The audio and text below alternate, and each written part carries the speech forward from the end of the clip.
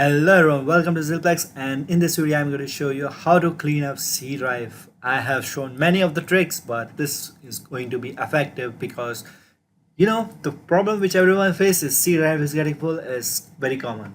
So what you have to do to reach this screen is just go on search for File Explorer, just click on open, and then you have to go to this PC. From this PC open C drive, and then you have to go to Windows.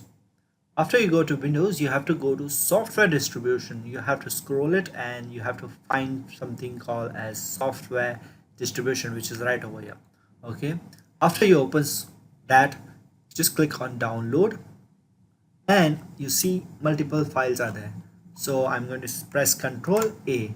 Okay, I press Ctrl A and I will just go and search like how much space have I taken over here, which is going in GBs. So let's see how many it goes. For example, okay, so I have 4 gigs of space taken by my software distribution. Just click shift and press delete, so it will be permanently deleted from your PC. It's just a cache file, I would say.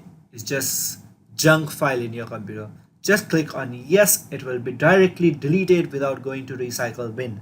Okay, so after it's getting deleted, you have to see the result, how quickly and how effective it is going to be.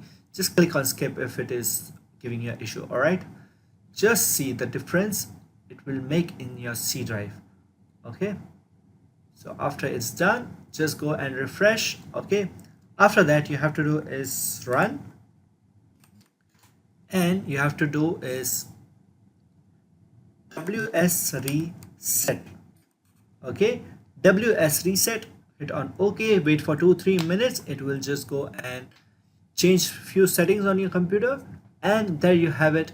It will start working smooth in your computer. All right, so that's up for this video. I hope you found this video informative and useful, and I'll see you guys in the next one. Till then, bye bye and take care.